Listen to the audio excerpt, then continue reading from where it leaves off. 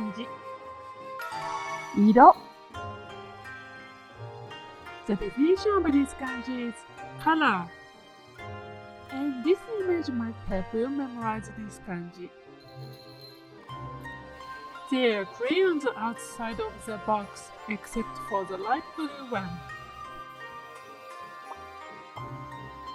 This is katakana ku as in crayon. This is a crayon left in the box. And this is the box.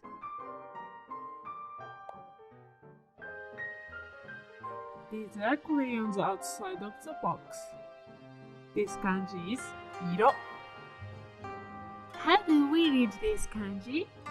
音読み of this kanji は色、色。訓読み is 色。An example word is 景色。ここからの景色は最高です。Another example is いろいろ。最近いろいろありました。